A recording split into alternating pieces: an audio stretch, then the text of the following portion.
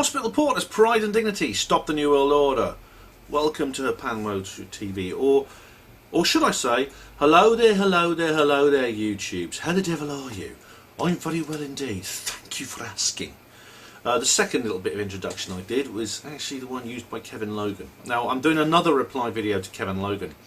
As you know, if you watched the previous one, because I did do a reply video to Kevin Logan last week sometime. It was called Computing Forever Born Again, a reply to Kevin Logan. I did actually mention in that video I was going to have to do another one. And that is because Kevin Logan has done another video before. It was actually before the one he did to Computing Forever. I did the Computing Forever one because I thought it was more important. But this one is one I've been meaning to get round to as well. Kevin Logan did himself a reply video. Again, this is a reply to a reply video by someone called Armored Skeptic. Now, the video on Kevin's channel, there will be a link in the description box, is called Has Armored Skeptic Lost His Damn Mind? And this is a reply to a video made by Armored Skeptic called History is a Lie. Kevin decides to illustrate with a thumbnail, which is basically Armored Skeptic wearing a tinfoil hat.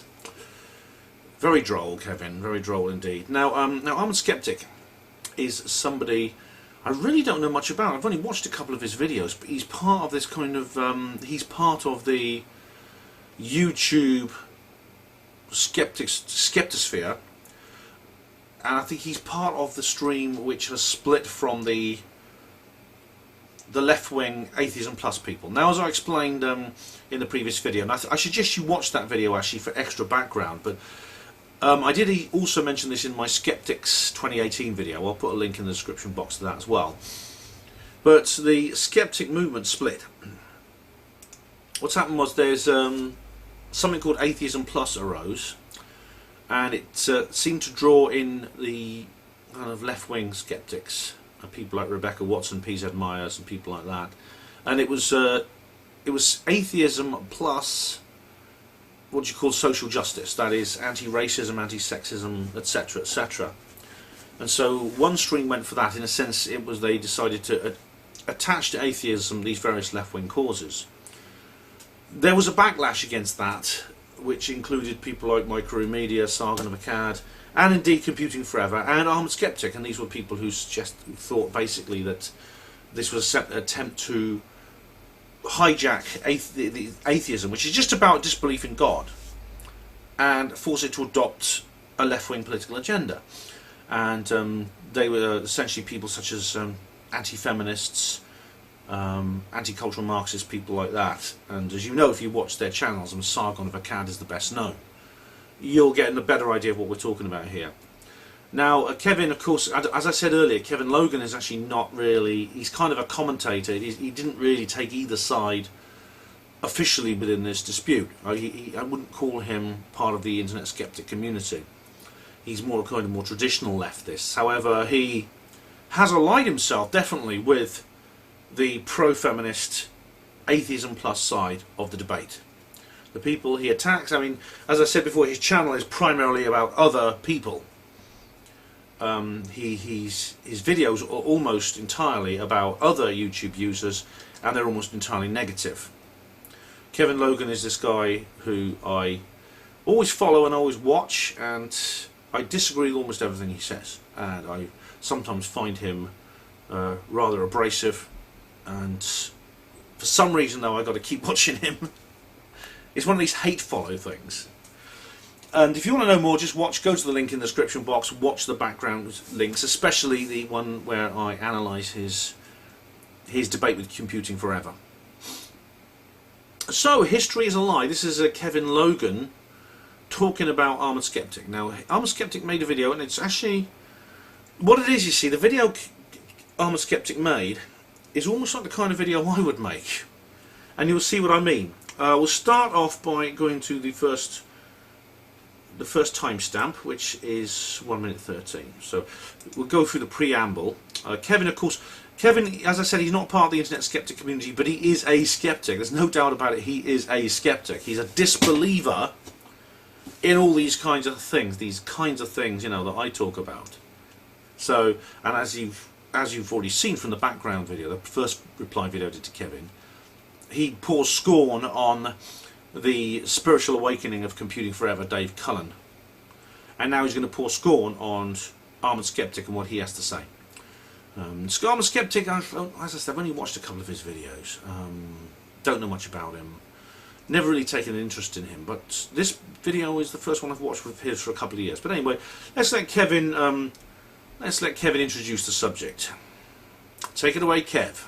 An actual fucking skeptic to respond by, debunk. An actual fucking skeptic. As you know from the previous video, Kevin is very foul-mouthed.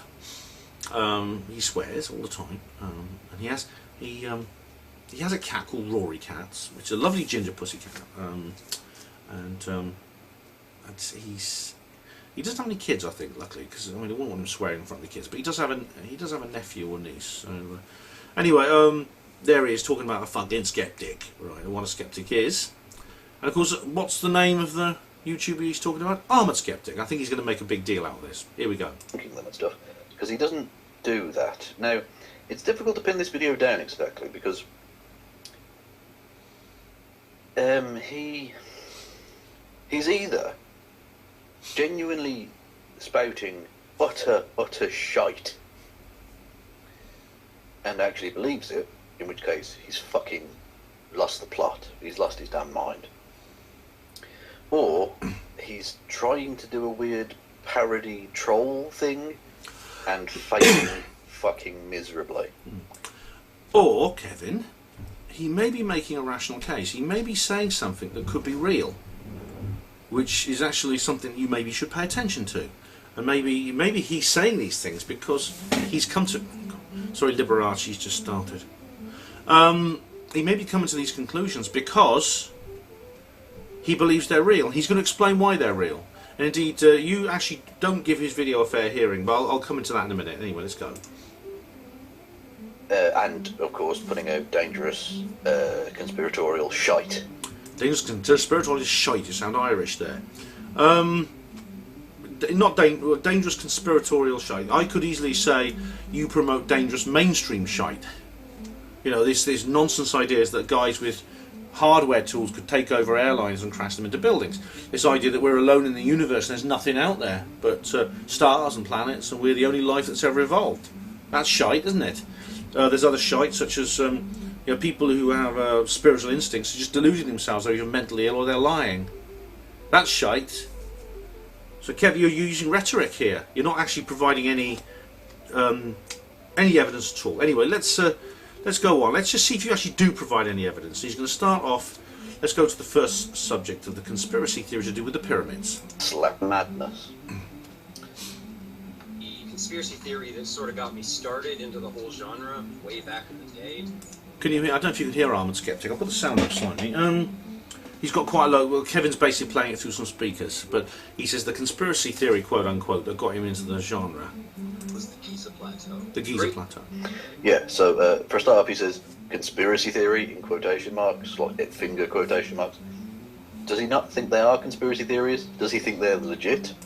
Right, legit conspiracy theory. Okay, conspiracy theory is itself a propaganda term.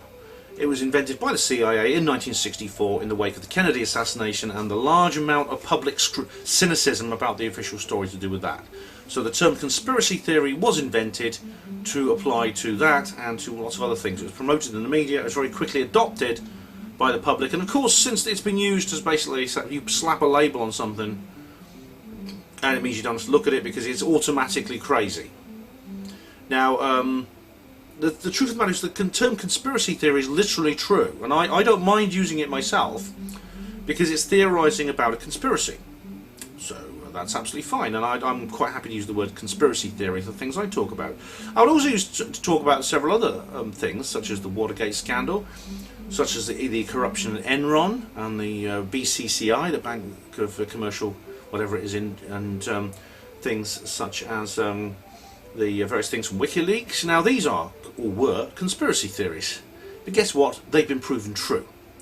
The term conspiracy theory is often applied to things which then turn out to be real, and then it's the fact that it was ever labelled conspiracy theory just goes down the memory hole and it's never referred to again. But these things were technically conspiracy theories until they were proven true. Just Google conspiracy theories proven true and just see how many there are. Just have a look, check it out. So what Kevin is doing is Kevin is essentially jumping on a bandwagon that was started by the CIA after the Kennedy assassination. And of course, people like him never apply the term conspiracy theory to any of the things they talk about. They don't talk about the conspiracy theory, the official conspiracy theory of 9/11. The fact that the official story of 9/11 is a conspiracy theory. I know that Professor Karen Douglas says it's not, but it is. You're theorising about a conspiracy that was organised by a man called Osama bin Laden. He was living in a cave in Afghanistan. He was in late-stage kidney failure and only had less than a year to live. But he managed to organise he managed to have a conspiracy of 19 men to hijack aircraft and crash them into buildings, which then just turned into clouds of dust. That is a conspiracy theory, whether you like it or not. And you don't like it, do you, Kev? Again, it's sort of difficult to tell in this. Like, so he clearly wants to be having some fun with it, but he sort of seems to be thinking that, or saying that this is true. Well, maybe he is. Let's listen to what he has to say. He doesn't seem to be doing a great deal of debunking, so, like, it's weird anyway. Great Pyramid, the Red Pyramid, the Sphinx, and of course... Let's go forward slightly. He's going to complain. No links to any information that he's giving out here. Yeah, okay. Armored Skeptic doesn't give any links to any information, but is that necessary? He provides the information in the video, which then people can presumably look up. You don't have to produce references for everything. Kevin, you don't produce references for everything. I've often watched your videos, and you draw on some things that other people have said. I go to your description box, and it's just all your Twitter and things like that. It's your Twitter, and it's your various other things that you have, your various other links. And yes, I do follow you on Twitter as well. You'll be glad to know. But that's nitpicking a bit. Anyway, let's go forward to number 7, where you describe... He says things about the Giza Plateau. Just one more. A little quiet. Okay, well, you know what I'll do? I'll turn the motherfucker up then. He's turning the volume now. Boom shakalaka. Right, so... yeah, I won't take you through the Giza Plateau stuff, but basically know this. It's bollocks. What he says there is nonsense. It's actually... Considering how long ago... Okay, you're not going to take us through it, you're just going to tell us it's bollocks, it's nonsense. Right, that's a great intellectual case, isn't it, Kev? Ago it happened. Reasonably well known how these things were done. No, there's many mysteries associated with the construction of the pyramids and the Sphinx and the other Giza Plateau material. Many mysteries. In fact, many books have been written about this. They've not been successfully debunked. I know people who've been to and who researched this personally, and believe me, there is a case to answer for what Armored Skeptic says and the various people he talks about. He does actually refer to a video here. He doesn't provide a link, but you see here he's cut in the clip from a video. I forgot the name of the researcher, but it's a guy talking about the mysteries associated with the pyramids. I mean, it's a technological marvel. That is definitely true. Yes, it is. But they were able to do this at a time when technology was not very good.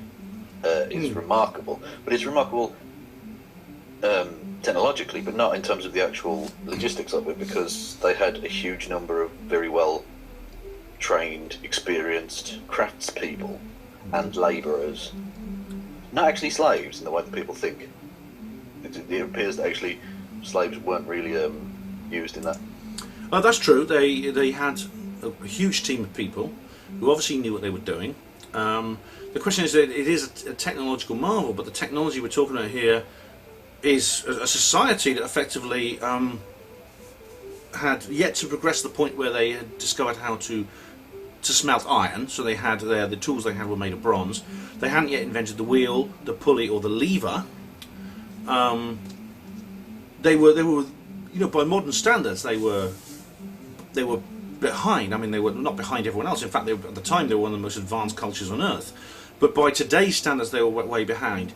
Now, I've heard modern engineers say, the pyramids is something we couldn't build today. We may be able to get the stones and cut the stones nowadays. We couldn't put them in place the way the Egyptians put them in place.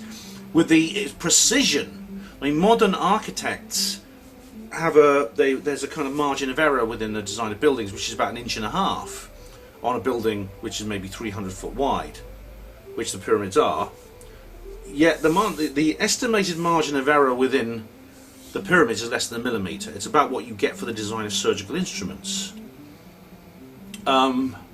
It's hard to imagine. I mean, the thing is, the pyramids have eroded enormously. I mean, they're very, very old. I mean, they're close to 5,000 years old now, and they have eroded. Like when they were first built, they must have been an incredible sight, because the sort of rock, the sort of step-like structure of the stone blocks, that was invisible because it was covered by a smooth sheet of limestone. So they were, the actual face of the pyramids were completely smooth, and they went to a point. So the actual blocks you see were actually underneath that. On the actual Khafre pyramid, you can see the remains of that limestone sheath. Now, you've got to ask yourself, now, these things were created by a culture, and I believe that they had access to a technology far higher than what was actually available at the time, but in the 5th dynasty of the Egyptian civilization. Now, I'm not saying it's the aliens. No, I'm not saying it's the aliens, all right, but it's obviously people who I think did have access to higher technology, and that's a big subject. I've talked about it a couple of times on this channel. Capacity. But even so, we understand how, by and large, how these things were done. No, we don't. It's not really not a mystery. No, yes, it is. It also mentions the water erosion thing around the Sphinx. Right, yeah. Again, this is so ridiculously fringe. Like, is so ridiculously fringe a synonym for wrong? Because if it's wrong, you need to explain why it's wrong. We don't know exactly how these things have happened, because they happened long ago, and they're not written down very well. Oh, I think a minute ago you said it's very well understood, didn't you? You said we know how it did it. You said a minute ago that we knew now. Now you're saying, oh, we don't know exactly because it wasn't written down. It's true. There are no records, which is very strange. The written records are the lack of written records is very strange. The lack of written inscriptions on the Sphinx. Now, if you know about the tombs at the Valley of the Kings and places like that, King Tut's tomb and stuff like that, the walls of the tomb are covered with inscriptions. There's a massive written text carved into the stone walls and ceiling of King Tutankhamun's temple, his final resting place, which tell the story of the king and about his life and things like that. The pyramids were supposedly, they're actually older than King Tut's tomb.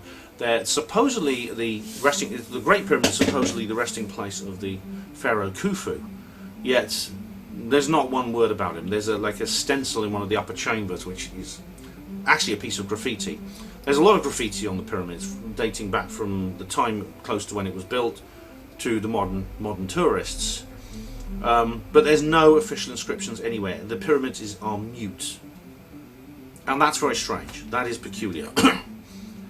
Or certainly, if they were written down well, those copies haven't survived. That's true. But there are theories in place which make a lot more sense rather than ancient civilization that we've never heard of happened and did it. Well, we have heard of them, and indeed their remains have been left behind. I'll come to that in a minute.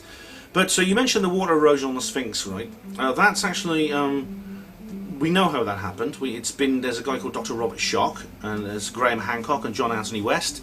They've investigated this, and we know how what happened to the erosion on the Sphinx. It's caused by flowing water.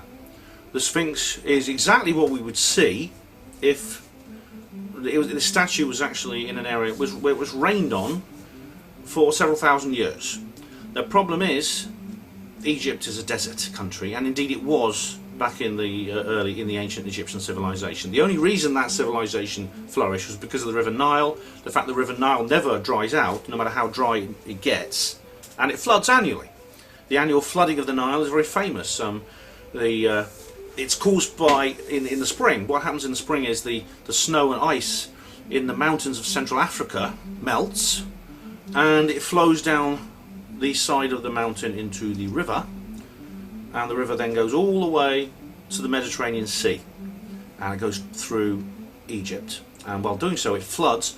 It provides irrigation to the farmland, and they can grow it. I mean, the annual flooding of the Nile is what, and this continued actually until the Aswan Dam was built, and it's what allowed the civilization to flourish, which built these things. The thing about the Sphinx is has been rained on. If you go back a lot further, you actually come to a time actually when you have to actually go back a very long way. You have to go back to about 12,000 years ago. 10,500 BC is the date that's often quoted by Hancock and John Anthony West. So that's a long, long time ago. At the time, though, Egypt had a different climate. It was actually much more like Central Africa is today. It rained frequently. There was grasslands. There was forests. And then we know this because there's rock carvings in the middle of the Sahara Desert, made by people back then, where you see rhinoceroses, you see lions, you see giraffes, you see animals which today are confined to Central and Southern Africa, wandering all over Northern Africa. Those animals couldn't live in the desert today, because it is desert, but back then it was savanna. Now, that's you can't just say, oh, it's all nonsense, but it's bollocks and things like that. When that evidence is there, it's there in stone. You can see it. You can see rivulets, channels that are being cut by flowing water down the back of the Sphinx and in the pit where the Sphinx is dug, because the Sphinx is dug underwater, and it's dug underneath. So you have to explain this. It's not going to go away. If you can't explain it, then you're wrong. And Armoured Skeptic is perfectly right to bring this up. Or something. I don't know what he seems to be suggesting, but he's made a video saying what he's suggesting. Anyway, so yeah, he starts off with some weird Egyptology bullshit.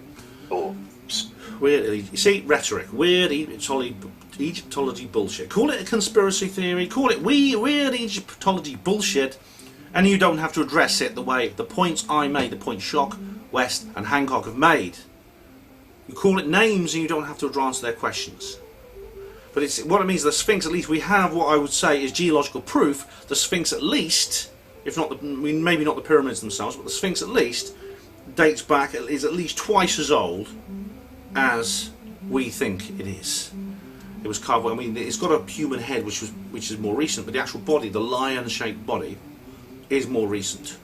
It's older. It's much older. Maybe it had an actual lion's head on originally, we don't know. Pseudo-Egyptology bullshit. And then moves on to something even more mental, but by no means the most fucking crazy bit of it. It goes on to Atlantis at about 5.5 minutes. Right, is Atlantis crazy bullshit too? So, yeah, he starts at he goes on about the Inca brickwork being, like, not legit or whatever. Right, now this is very interesting. Now I do recommend going to the Megalithomania conference and looking at the videos of the Megalithomania conference.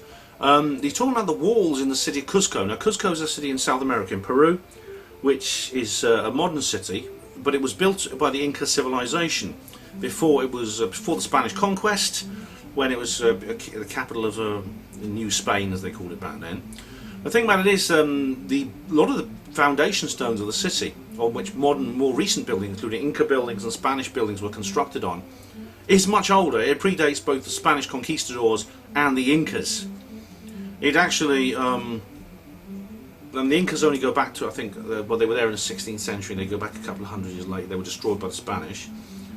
And there were other civilizations, the Maya, which were much earlier, and the Olmecs and people like that.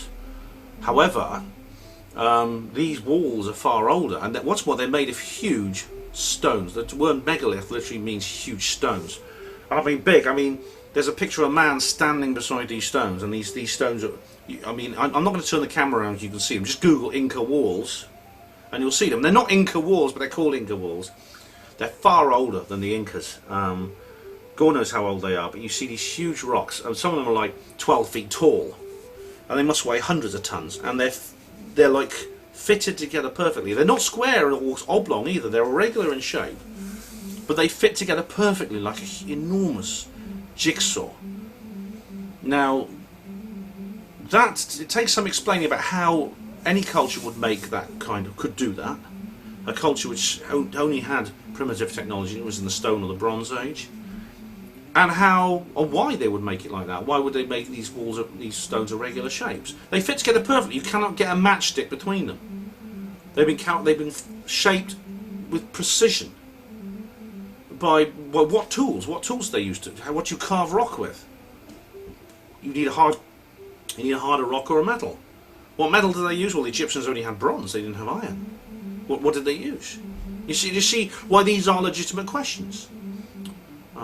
Anyway. We'll say. into each other like Play-Doh. These design features make the wall almost earthquake-proof. Not that I ever took it too seriously, but It's true, these walls have survived earthquakes which have taken down far newer buildings. I always followed research on the idea of Atlantis, a concept of this ancient advanced civilization that was wiped away by a flood. Atlantis, of course, yeah, the Atlantis myth, and Kevin's going to address that in a minute. Keep finding these hints. Later, I'd find out about the Younger Dryas period, a time about 12,000 years ago when the North Pole suddenly melted and then refroze. And at the same time, there's a noticeable rise and lowering of sea level, and the extinction of a good deal of megafauna in North America. That is, I didn't take this too seriously until just recently there was discovered a comet impact crater in southern Greenland from 12... Yeah. That's interesting, actually. The cause of the end of the Ice Age is not certain. It could be one of the many the natural fluctuations of the Earth's climate. It could have been caused by solar activity or something like that. And there's many things that cause climate to change. And everything except, well, according to the mainstream media, there's only one thing that causes climate to change, and that's emissions from 2CVs and from factories. That's utter nonsense. It's other things such as solar activity and indeed cometary impacts. That's a good one. But yeah, around about 12,000 years ago, the Younger Dryas happened. The Ice Age, the first stage of melting in the Ice Age actually happened. The North Pole ice cap used to spread as far south, halfway across North America and Europe. That where I am now in Britain, it was covered by a huge ice cap. That melted, and the sea levels rose. A massive amount of water went into the sea. The temperature rose considerably, and for the people around at the time, it would have been an astonishing experience to go through. Many of them would have lost their homes, lost their lives in the rising sea levels, things like that, in the earthquakes and stuff like that. But for those who survived, they would never forget it. They would tell their children, who would tell their grandchildren, and this will come down into the modern world in the form of mythology, I believe. This is why you get the mythology. It's a recurring theme. I'll let Kevin carry on and we'll go on to that. Okay, so he goes on about this. Now, I don't actually know about this, but let's just assume this is correct. What's that actually got to do with Atlantis, though? Because when we talk about Atlantis, we're talking about a landmass that we have no actual evidence for. No. Okay. It's got everything to do with Atlantis, because Atlantis is not necessarily a landmass. It's not the presence or non-presence of a landmass is not the point. The point is that there was a culture in prehistory that was capable of, which is a very high civilization, that was capable of building very sophisticated buildings. And indeed some of them have survived to the present day. Göbekli Tepe. Are you going to mention Göbekli Tepe, Kev? When you say there are hints, no, there are random bits of old shit. No, there's not random bits of old shit. There is physical evidence. It's not like we don't actually have any concrete evidence that Atlantis Yes, we do. was ever actually real. We have Yes, we lots do. of legend and myth and stuff, and that's all very interesting. Yeah, legends and myth that are shared by people all over the world, whether it's Atlantis, the story of Atlantis itself, the story of a high culture which is destroyed by, usually by the gods, and the people have to begin again as children, as Plato said. From start, the civilization falls, people are reduced to barbarism, and they have to start again. They remember what happened, but as time goes on, these things will become legend and then myth. The thing is, legends like this exist all over the world. There's Atlantis, there's Noah's Ark, there's the story of Manu in India, there's Cantor of Gwaelod in Wales. Now, were all these people in the ancient world borrowing each other's stories? Because we're talking about here about really the same story told with slight variations all over the world. I mean, they didn't have the internet, they didn't have any form of communication, so they could have shared these stories. How did they all communicate it so they could all copy each other's stories, Kev? Everyone from across the world, where people hardly travelled in those days. How do you explain that? And maybe it was based on some sort of a place that used to exist, and maybe it was destroyed or something. No maybe about it. I'm glad you're at least conceding that. But we have no evidence that there was ever an Atlantis in the middle of the Atlantic Ocean. So, right. Well, that's where Plato put it, west of the Straits of Gibraltar. I mean, there's the Azores. There's been some pyramidal structures found on the seabed near the Azores, but the fact is that there's been structures elsewhere. That's the point. So to speak. The word Atlantis is a bad word. Graham Hancock doesn't use it, but I know what he means. I mean, just it could be that it would have spread beyond its borders, wherever its original borders were. And not just that, but it's the magical claims of like futuristic technology from 100,000 years ago or whenever. Well, the thing is, there's evidence. You see, like the walls I've just been talking about. How do they move those walls? Now, in Megalithomania, they were talking about this. They said there's literally no crane we could have today that would move these things.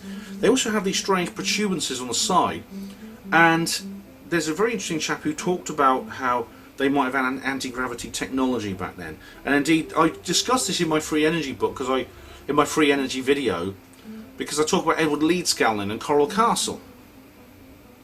So that's something I think is it's a possibility. If you had the ability to neutralise gravity by whatever means, that was an explanation about how you could actually create these particular things. I'm not saying it's the aliens. Once again, I'm not saying it's the aliens. It may be humans who had technology back then, free energy, anti-gravity technology, the stuff they're hiding from us today. This is supposed to have taken like 12,000 years, he said, didn't it? Yeah, it's bollocks. It's not bollocks. Anyway. 1,000 years ago, when that baby hit, it would have vaporized a good deal of the ice cap. I was talking about the end of the Ice Age. The end of the Ice Age did happen. And because of its close proximity to the Arctic We know Ocean, that impact would have caused a massive tsunami that would have wiped across a good deal of the northern hemisphere. Together, those two effects would have made it seem as if there was a massive global flood. Indeed, it was a flood. Explains some of the impressive carbon. Now, indeed, it would have been a flood if you were living by the. It would been like a high tide that just kept going. You'd immediately have to leave wherever you lived, if you lived near the sea, and move to higher ground. There's actually real evidence these places existed, like in the seabed, both in the Persian Gulf and off the coast of India. There are cities, there are buildings where you could distinctly see the shape of constructed buildings. Now these would have to be much older than Egypt. On the bed of the Mediterranean Sea by Malta, there's these like cart track things that go underwater. They're underwater now because they were above water back then. Things that we found. He's showing a picture of Göbekli Tepe now.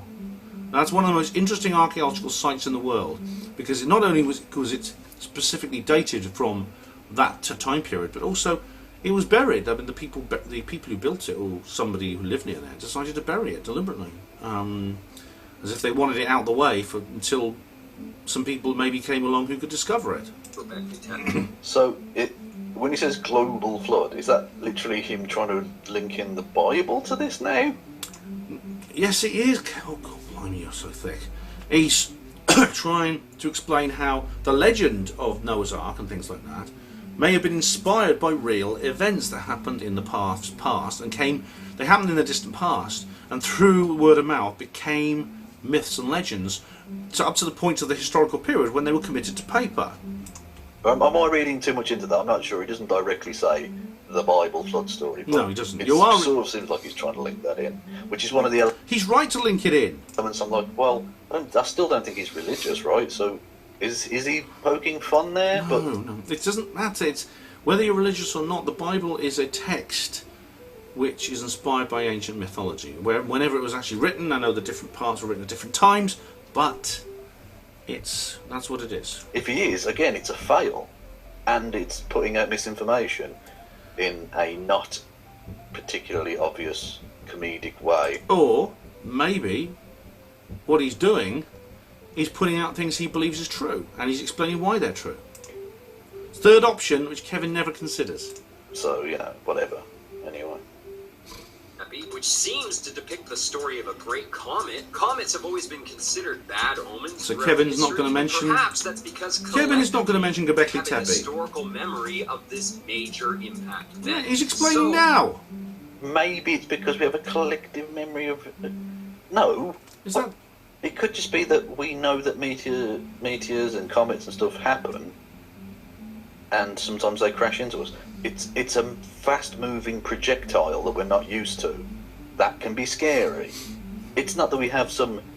I mean, how would we even have a collective memory of that if anyone who would have seen it would have been wiped out by this massive tsunami. But you wouldn't necessarily have been wiped out, because you may have seen it from a distance. You may have spoken to survivors who escaped. There's all kinds of reasons why the presence of a comet or something coming down from the sky, you would have been aware of that if you lived back then. Situation. How did anyone survive to retell that story? If that's actually what happened. It doesn't make any fucking sense, Greg. You're talking shit, mate. If this is true, and we've unlocked Atlantis, and we've managed to prove that they... We haven't unlocked Atlantis. I don't know if unlocked is the right word. We have... you mean, have we discovered the source of Atlantis? Quite possibly. If there's... By the term Atlantis, it's just we don't know what they called themselves, but it was a prehistoric civilization. And what you mean by unlock, we found evidence of it. Yes, both in we can predict it by what people say, but also the physical evidence that we've discovered. Graham Hancock's done a lot of good work on this. I do recommend reading Underworld and Lost Civilizations of the Ice Age and Underworld, which is his first two books, or the two books he wrote about these sort of things. We literally haven't done that. Yes, we have. Were more advanced than later civilizations.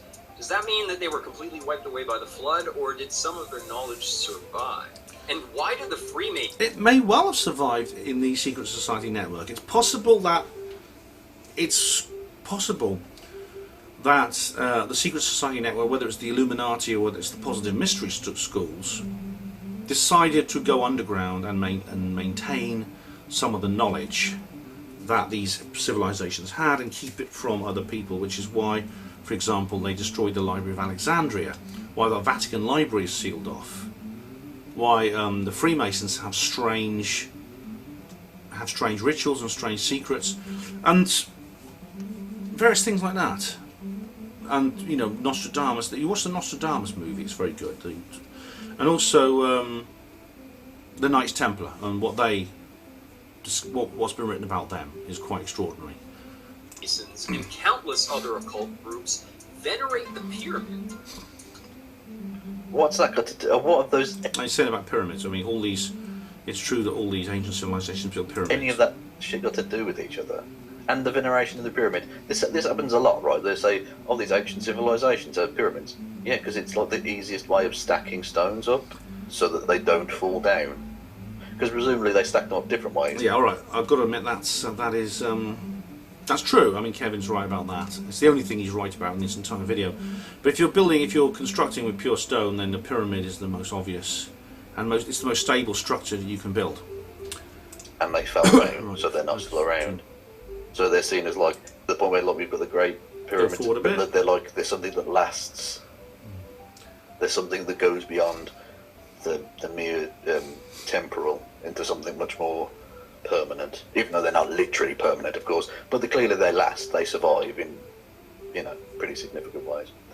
Anyways, so yeah, that would probably be why, Greg.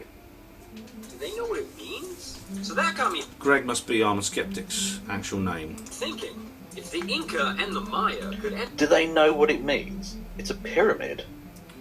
I mean, Yeah, but it has meaning. I mean, these structures have carvings on them and things like that. And I said the Egyptian ones don't, but they wouldn't have built this for nothing. It wasn't a folly.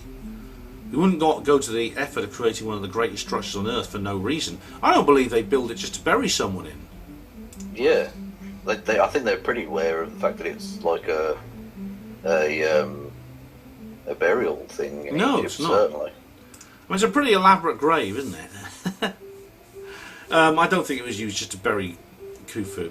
His name would have been all over it. There'd have been inscriptions everywhere. There'd have been a body, and I know it's true the pyramid has been broken into many times during its history. There's theory that it used to be filled. There used to be a body there. There used to be gold, but grave robbers got in and stole the body and stole the gold. But that's an assumption. That's an assumption by archaeologists.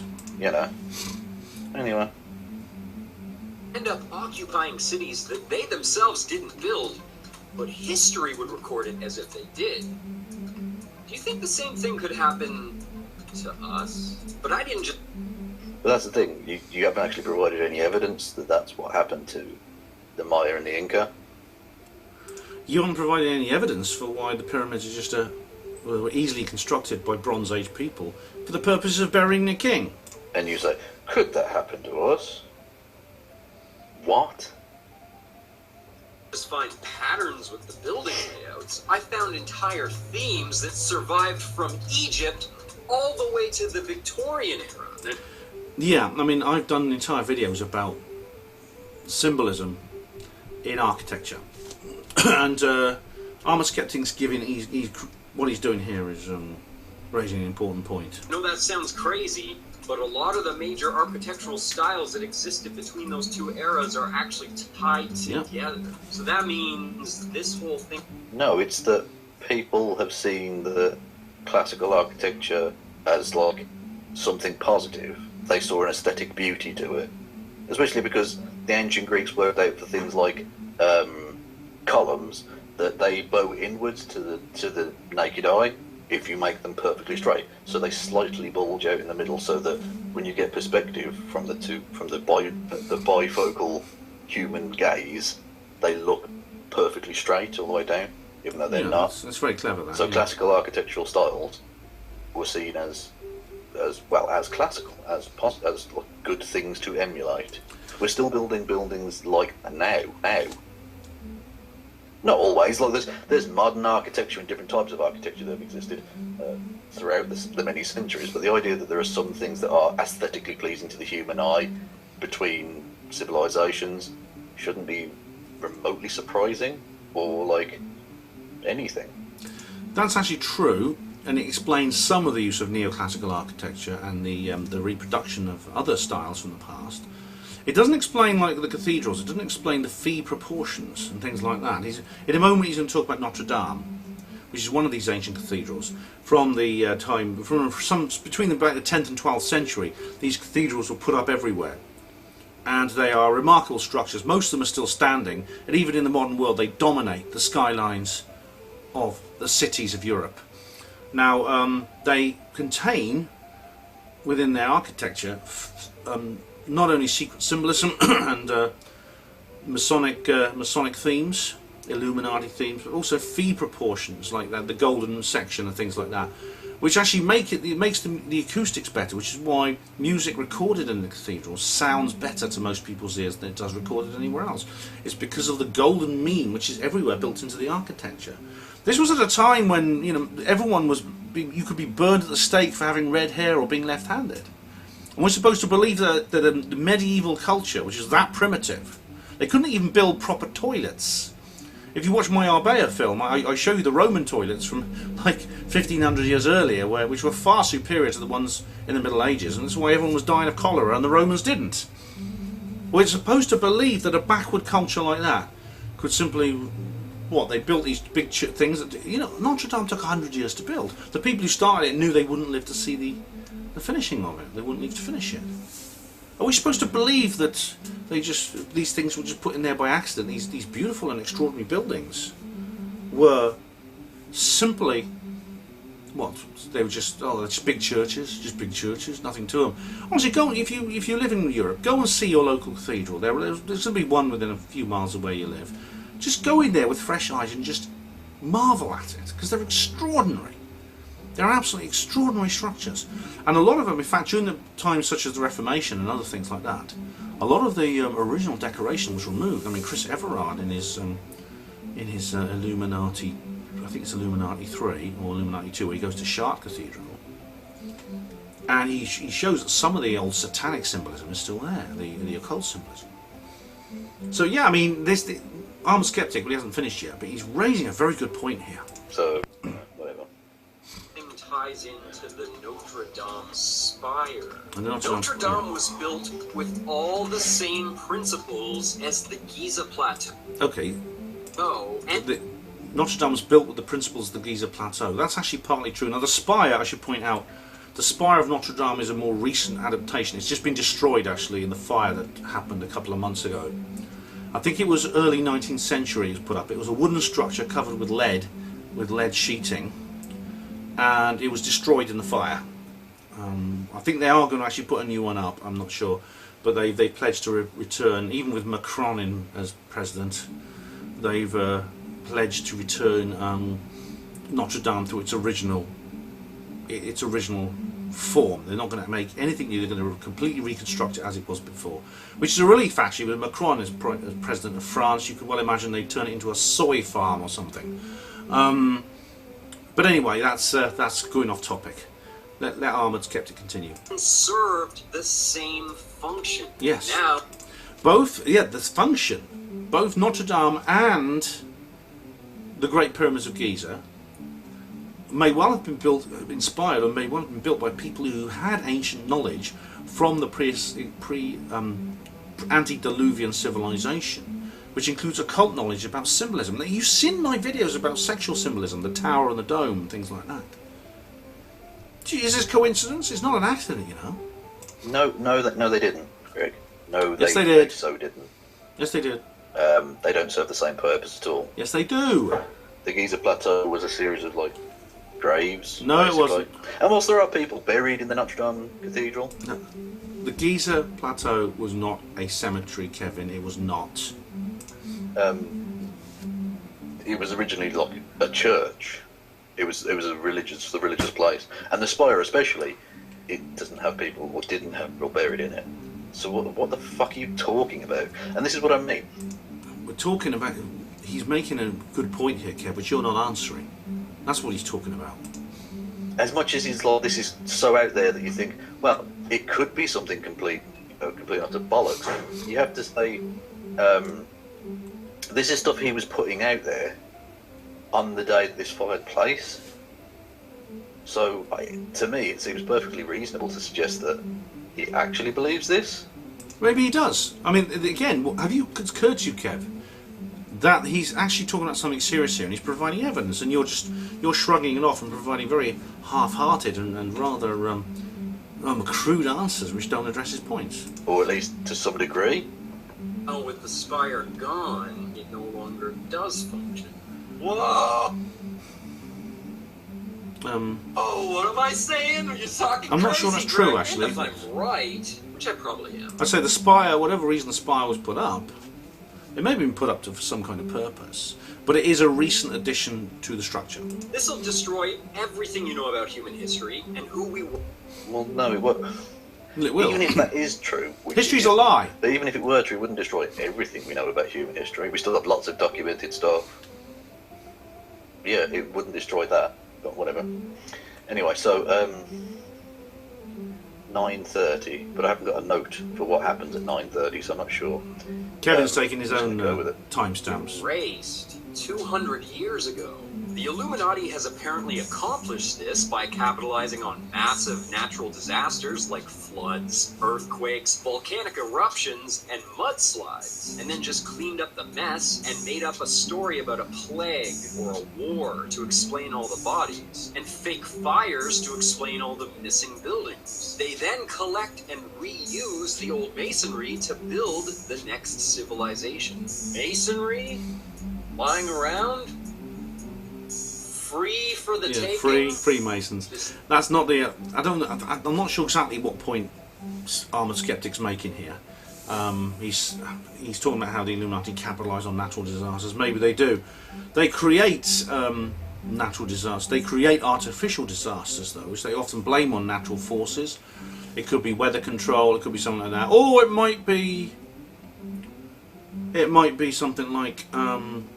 A false flag operation. Now, the Great Fire of London in 666 is a good example. It allowed the entire, what we now call the City of London, which is the Illuminati headquarters of certainly the financial world, to be completely redesigned by Sir Christopher Wren, who was and Sir Thomas Hawksmoor, who were secret society initiates. They could rebuild.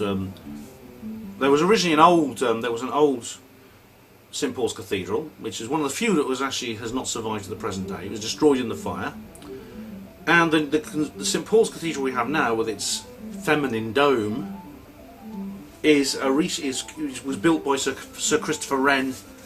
Since then,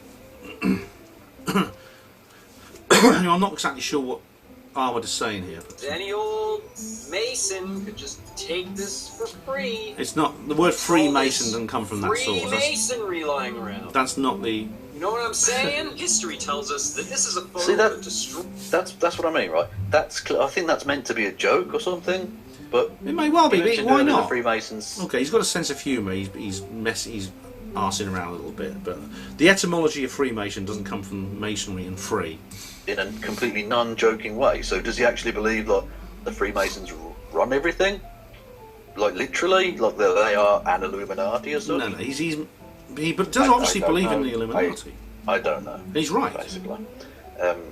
What's the sound doing, everybody in the I'll chatteroo? just go forward a little bit. 21 minutes. Illuminati. Sounds good. And called it their own.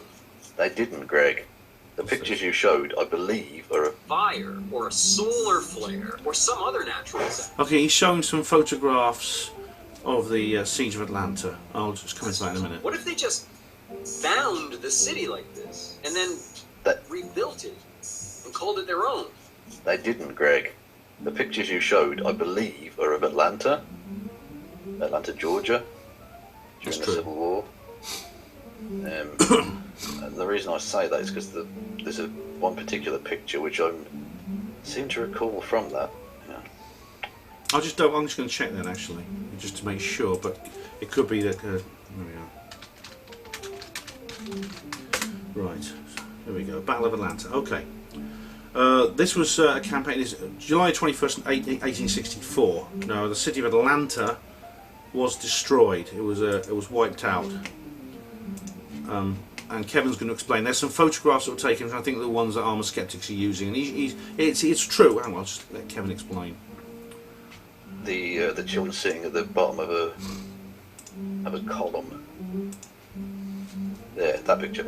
Oh, fuck's sake, we've gone past If you it. just Google it, you'll see lots of pictures. Hang on, I'll just go forward a little bit. There we go. Right, that picture. I believe that's Atlanta, Georgia. After Yeah. There's a picture of like a ruined building and a group of children sitting around there. That is Atlanta in 1864. General William Tecumseh Sherman and his troops destroyed it as part of making Georgia howl before then marching to the sea. Yes, there we go. It's all very well documented, Greg. Again, Okay, he's used the wrong unless you want photo. to literally just pull the... He's used the wrong photos, or he's just used photos to illustrate a point. He's not suggesting the Battle of Atlanta is actually, or the massacre of Atlanta, is actually an example of the kind of thing he's talking about. He may use these photographs just to illustrate. Oh, the Illuminati made it all up. No, they didn't. Well, yeah, but how many millions of people were involved in that? They would have to. There were millions. Yeah, look, it's a bad choice of photographs, Kev. We can say that much, but it doesn't detract. I think you're maybe picking up this ball and running with it too far. It doesn't detract from the point Armored was making. Millions of people involved in the army, the slaves that were being freed, the Confederate retreating forces, all of the journalists. We have photographic evidence of all of this taking place. There's no element of which this being, oh, what about if they just found the city like that? No. We know they torched the fucking place. They burnt it to the ground so that it couldn't be used by the Confederacy anymore. Yeah, I mean, this again. Kevin is making a big song and dance over the fact that Armored has actually chosen. He's made a bad choice to illustrate his video by taking photographs of the Battle of Atlanta and using them to illustrate the point. I'm not exactly sure what point he's making to illustrate how the Illuminati alter history by, I don't know what he said, taking ruins and natural disasters and changing them. And of course, that's not the situation of Atlanta as a bad example. I mean, Atlanta was a terrible crime. It was a massacre. The city was, the city was torched. It was knocked down. God knows how many people killed. I'm not going to go into the American Civil War now, but it was absolutely brutal. It was absolutely brutal, and it's been very. Most histories are very one-sided, and they say that the Union was good and the Confederacy was bad, and that is false. It's completely false, but that is a story for another time. I'm going off topic. Anyway. He then goes a bit even more fucking crazy, and this the way. No, I'm an ex-hospital porter, Kev. I'm not I don't blush at the sound of four-letter words, but when you swear every other sentence, right, it reduces the impact that profanities have. This is why I don't overuse them in my writing. It's... yeah. I think which he deals with this next thing, 2350, where are we? Is fucking weird. Really, really weird. Well, for start, he talks about this, right? This old map. Oh, that's, right. California, by the way, the yellow bit there. And that was because it was thought initially before the Americans made it across the continental United States to California. California was thought to be an island because they were aware of a place called Baja California, which is basically the weird pokey out bit, the peninsula. Okay, Kev is showing an old map of where California appears to be an island off the coast of the western North America. But of course we know that California consists of the areas where Los Angeles and San Francisco are now built, to the west of the big mountains which really seal off the rest of North America, the Rockies and those other mountains. And California is to the west of that, and the cities of Los Angeles and San Francisco are built there. South of that, there is the California Peninsula, Baja California, which is known as the California Peninsula, which is this big long thing sticking downwards from basically from the US-Mexican border. And there's the Gulf of California, which is the sea between that and the mainland. And on some maps, on some maps, this appears to be an island. Now, I don't know much about this. I mean, I'm just going to wait for Ahmed to actually explain. Western Mexico, northwestern Mexico, which they thought just went on up and made an island which they called California, which they thought was possibly inhabited by what we now know to be mythological race of female warriors, the Caliphs. Yeah. We haven't heard Ahmed make a point yet, though. I mean, Kevin, I think, is maybe jumping in there too quickly by going into the old vision that maybe some of the early, before the continent was completely explored, what people thought actually did lie in North America. So but they know that's wrong now. But Greg's like, well, they made a map. Yeah, they made an old shitty map based on what they thought might be there, and isn't. Well, he hasn't actually said anything yet. Anyway. But apart from that, he then moves on to... Oh, well, I haven't actually heard him say anything about that. Now, the thing about maps is, maybe this is a bad example, once again, that Greg has chosen. But maps exist which are anomalous. A good example is the Piri-Reis map, which I've talked about before. This is a map that appears to show Antarctica free of ice. There are several maps that appear to show Antarctica free of ice. These are old navigation maps, but they're known as portolans, but they may have been copied from earlier maps, perhaps those known only within the Secret Society network, maybe those that were at the Library of Alexandria, which are now in the Vatican Library, and possibly in the basements below Freemasonic lodges. Whatever it is, and there is this is an example, possibly a poor example. But Greg, Armoured Skeptic, is right to bring up some of the mysteries of ancient maps. He's absolutely right to do it. And I don't know, Kevin, you've not really dwelt on this very, very much. What you've done is you've taken Greg's bad example, and I think you've overemphasised it, just like you did with the Atlanta photos. Really, really fucking strange thing. Hang on, where are we? 2350. I've got written down. What's happening now? It's supposed to be at another bay. So how does that happen? Whatever it was that filled in the strait with Earth, did it cover up the old San Francisco? And since people just... Alright, he's suggesting now that the island, which was California, was actually... It's obviously not an island now. There's something called the San Andreas Fault, which runs through that area, and it's caused a lot of very, very serious earthquakes that killed lots of people, including a massive one in San Francisco that killed over 1,000 people in 1906. But anyway, let's let him continue. Remember the name San Francisco? They're like, yeah, we'll just call one of the new reset cities San Francisco, the city by the bay. And this got... No, again, the establishment of San Francisco as a city was reasonably well known. It's a gold rush thing, I believe, isn't it? Yeah. it was like quite a small town, and then someone It's turned gold up with rush. some gold and was like, oh, it's gold! Gold in the hills! And then loads of people turned up and it became a fucking massive city. That's basically what happened. We're aware of this. Anyway. I still think they're talking a bit of cross purposes here. Greg hasn't really made his point properly, and Kev has not really addressed it. I mean, again, maybe Greg chose a bad example.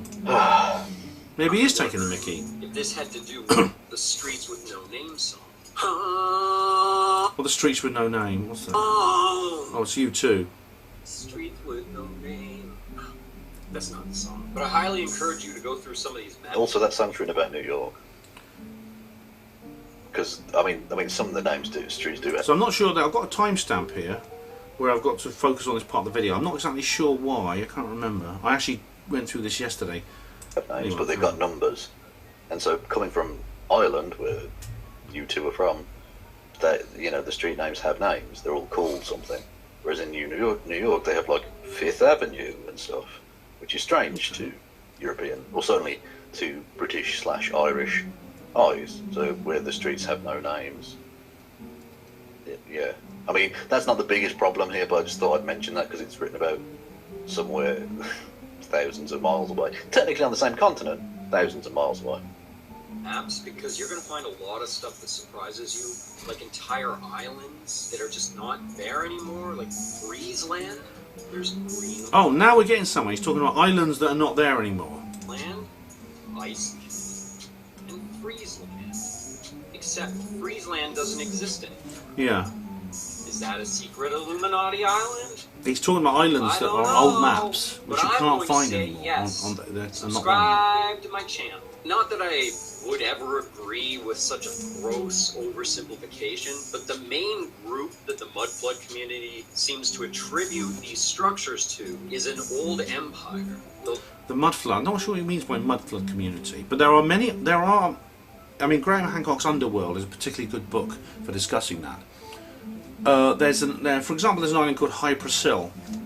Now, this is off the coast of Ireland, and there's several others. There's one called Lioness, which is again, it's an ancient legend here in Britain, and it's always thought to be fictional. Yet, when the technology arose to do proper soundings of the seabed, they actually found there is a seamount.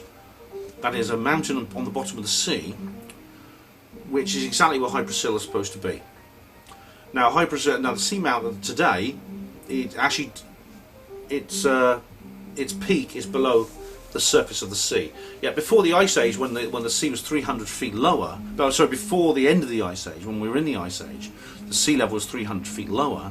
Hybrasil would have protruded from the surface of the sea. It would have been a small island. And indeed, we have heard of Doggerland, which is a far bigger. It's like a lot of the area we now call the North Sea in the English Channel was known as Doggerland, and it was land, and they found there were people living there. Britain wasn't an island. Britain was a peninsula on Western Europe. There was over 22 million square miles of land at the time before the Ice Age ended. That's how much extra land there was, and people were using it. Indeed, they would have used it because a lot of the largest cities in the world are by the sea. They're ports. This is how they grow so large. London, New York, Sydney, etc. These are large. All the world's biggest cities are by the sea, and that would have been the same back then in any pre-antediluvian civilization. Which is why when the sea level rose, these cities were inundated. That's why people had to go back to primitive life, because there were no big cities. Yet the remains of these cities have been found. It'd be interesting to actually go to Hybrasil with a dive down there. Get your diving suit on and go down, or get a submarine or something if it's too deep. See what I mean? Largest empire to ever touch the face of the earth. And you don't even know it exists. Okay. I've got written down a thing about giants, and he doesn't seem to be mentioning the giants. Giants. So have I written down a wrong time? No, giants are interesting. Yeah. So he goes on about Tartary, which we're aware of as a thing, actually, Greg. In fact, the Tartars are still grouping today. I'm trying to find the fucking giants thing, because he treats the giants with such flippancy. And don't get that confused, because we were just talking about San Francisco. Completely out in the open. Just look down, lower. Oh, he's talking about the Statue of Liberty. He talks about star forts, which is weird. All right, there's some photos of giants. Now there are giants in this world.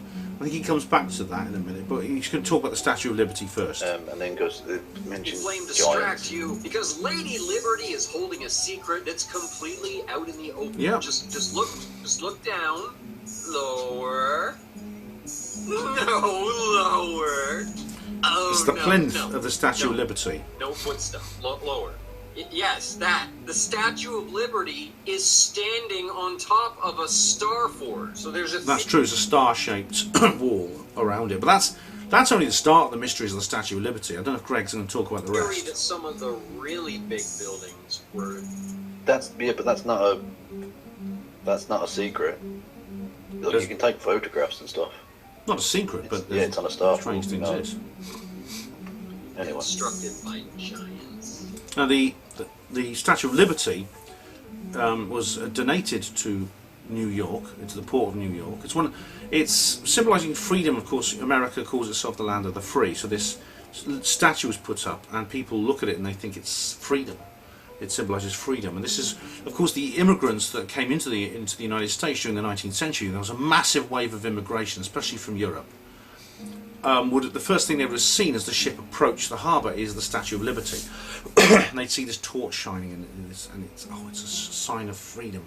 The thing is, what is the Statue of Liberty? It's a woman with a crown, some kind of headgear, a hat of some kind, with 7 spikes coming out of it, and she's got her right arm aloft holding a torch. The thing about it is that is actually it's not unique. Where did that come from, that image of the woman with 7 spikes holding a torch? It's actually Semiramis, which was a goddess getting right back to the ancient world. And as I said, the statue was designed by Grand Orient Masons, the Grand Orient Freemasons from Paris. So Paris itself is the world's biggest Masonic temple. Again, Paris, like the City of London, was knocked down and completely rebuilt, essentially, by Baron Haussmann. At a certain point, I don't know why, I don't think they had to stage a fire for that, I think they just did it. But there's all kinds of weird stuff in Paris. I mean, there's the Statue of Liberty, there's the arches, there's the street plans, there's all kinds of things. There's a Place d'Étoile, which is a 12-pointed star, with an obelisk, a real Egyptian obelisk in the middle of it. I mean, you couldn't make it up. If you went down to your local Masonic lodge, you wouldn't see things as occult as you see in the city of Paris. And guess what? That's the biggest Masonic temple in the world, Paris. What's the second biggest Masonic temple in the world? Have a guess. Some of you already know, don't you? It's Washington, D.C. Yeah, it's got, again, obelisks, street plans, weird architecture. I mean, I could do an entire video on Washington, D.C. Anyway, I can carry on. But if they were built by giants, it would explain why they have such high vaulted ceilings and such enormous, gigantic doorways. All right, he's claiming these ancient structures like cathedrals were built for giants. I think that's true, actually. However, there are weird things. I mean, there are big people in the world. I mean, the tallest confirmed man, the biggest confirmed man in terms of height, was Robert Pershing Wadlow. Now, he was 8'11", 1 inch short of 9 feet. He reached the peak height of that, then he died. He was only 21. But his enormous growth spurt gave him health problems, which eventually killed him. But he was the tallest confirmed person in the world. But the thing is, there's been skeletons discovered of people who are far bigger, like the ones that are found in Iraq a couple of years ago by Dr. Muhammad Ali, not the boxer. He's an archaeologist. He found 8 skeletons in a grave near Kirkuk, I think it was called, in the place, and they were all more than 10 feet tall. And what's more, they were in these graves. They had things with them like clothes. They had clothes with them, which was for their size. They had eating utensils and tools and things like that. And there's been others. There's been other huge giants that have been found. There's rumours of living giants on the Solomon Islands. But I think the size of the cathedrals and the size of their doors has anything to do with giants. They weren't built for giants. But as I said, other things were, like the various accoutrements in the graves of these huge ones from Iraq. You know what? Let's save this one for another video. The art of... See, he just moves on. Just goes, oh, they were built by Well, it's a huge subject. I think he's wrong about that, but the giant thing is a big subject. giants. And moves on. See, Greg, that seems a little bit flippant to the point where maybe you're doing a parody bit, but No. you don't debunk you're it. not. So you're just putting out information that's obviously wrong, involving pictures, which, I mean, one was just a tall guy, just a very, very tall person, That's what a giant is. which we know exists. You get people that are that tall. It's very, very abnormal, of course. Well, if it's so abnormal, how come there was this huge row of graves with 8 people over 10 feet tall? It can't be that abnormal, can it, Kev? It's very rare, but No, it's not people rare. do grow to those But it's kind of rare now, sizes. yeah. Doesn't mean there was a race of giants that built all the buildings. They may not have built all the buildings, but there was a race of giants. I mean, to go back to legend, what is it they said in the Bible? There were giants on the earth in those days. There are other legends of giants. I mean, in Nevada, USA, the local native Indians have a legend of giants who are up to 12 feet tall. They used to hunt humans and eat them. And guess what they found in Nevada? Huge skulls. And they're in the Smithsonian Institute. They're locked away because they don't want anyone to see them. I don't know if you're going to tackle... I don't think Greg mentions that. He might do. I can't remember. But anyway, I'm going to take a little break. I'll be back in a minute. Okay. Right. Again, we know how these buildings were constructed. No, we don't. So strange. Not all of them. Some we do, not all. And then talks about Atlantis again, apparently at the 28-minute mark. So we'll move forward. You're going to come up with something original now, Kev? Is fake, like the UFO phenomenon. And unfortunately, for those that love the mud flood theory, there is a good deal of evidence that this is all manufactured as well. But even not knowing what the... I don't know when he talks about the mud flood theory, I don't know what he's talking about. This is I did watch the History's a Lie, but it was a while ago actually. Can't remember what he said. sources are for some of these things, some of the photos, even not knowing what the context is, it still leaves you with questions. It still leaves you wondering, what the fuck are these cursed images? The whole concept of ancient aliens actually comes from a string of common stories from cultures all around the world of these people that came and taught them culture. Yeah, now he's talking about ancient aliens. Now, the ancient alien things I know is controversial even within the truth movement, but I think it holds some water. Although some of the things attributed to the ancient aliens, some of the things that von Daniken brings up, for example, can be explained as a human culture with a high technology, and I think that is more likely in some cases. It doesn't. The idea though that there are aliens up there and they can come down and they came down to the Earth in the ancient past. I mean, the Dogon and the Sirius B thing, that is real. That is legitimate, I think. And law and technology, and oddly, several of these cultures actually depict these gods very similarly. That's true. As bearded men that carried little purses.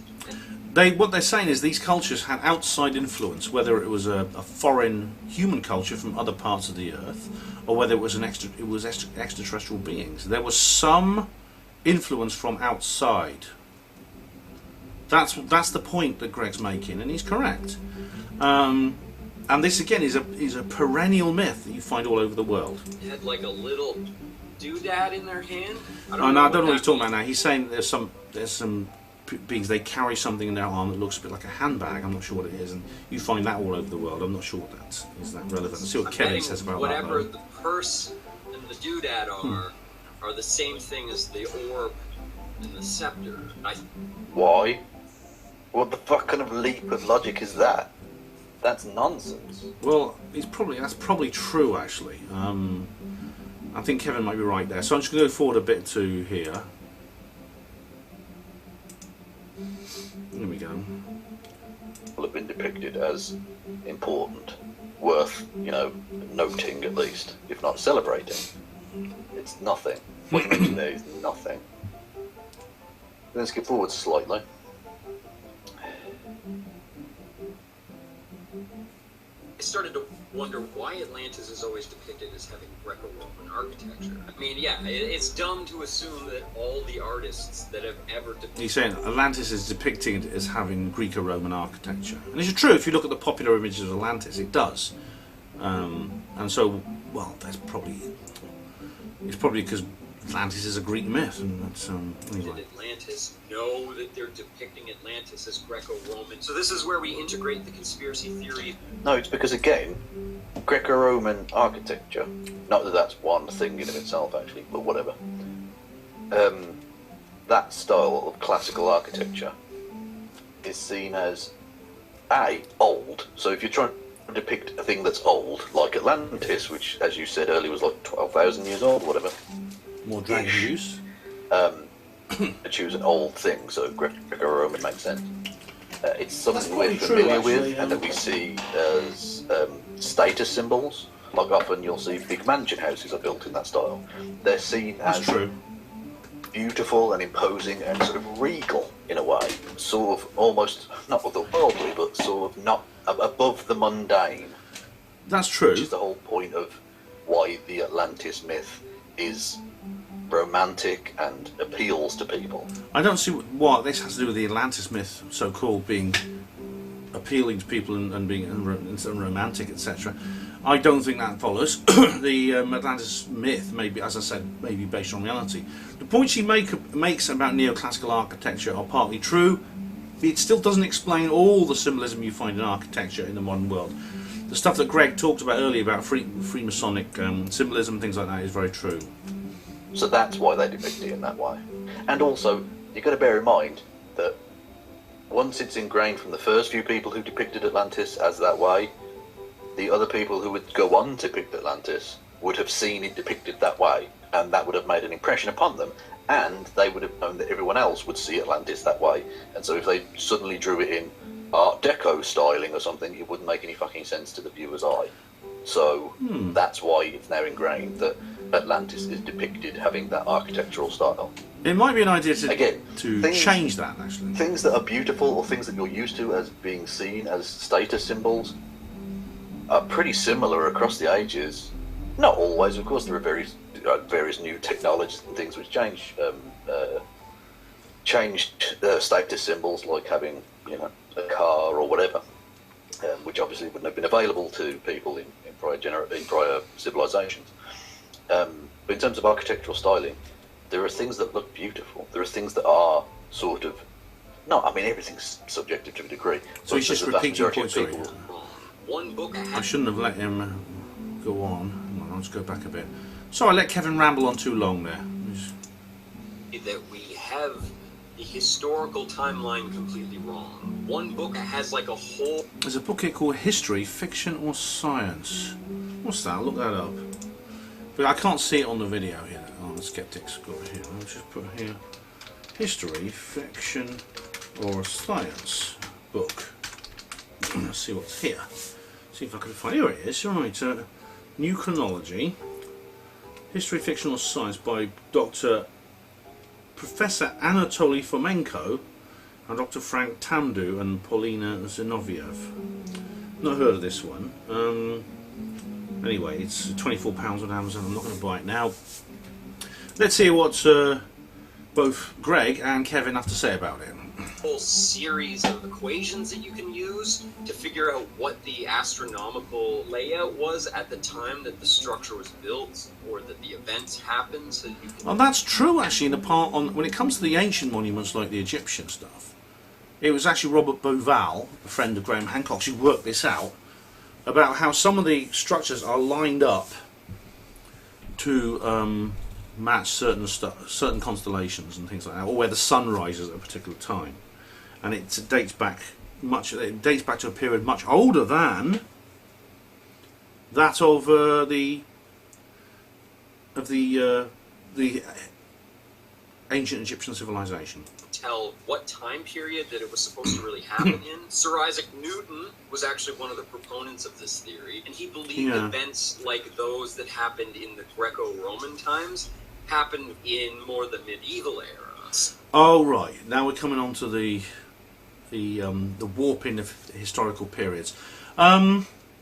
I didn't know Isaac Newton was into that. There's a theory going around that the Middle Ages never existed and the Roman Empire ended sort of in the around about 1600. I'll address this in a minute. I'll just let him carry on. Some people, they like to add around.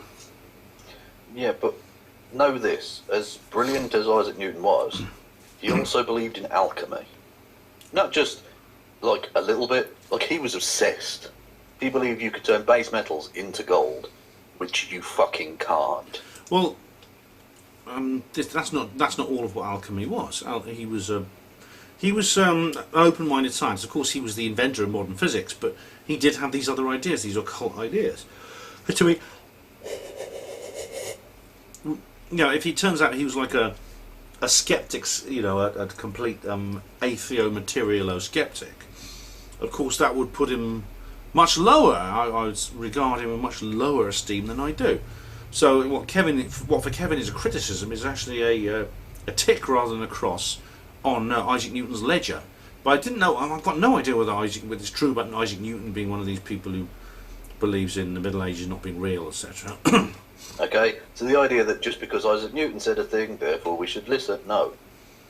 Now, okay.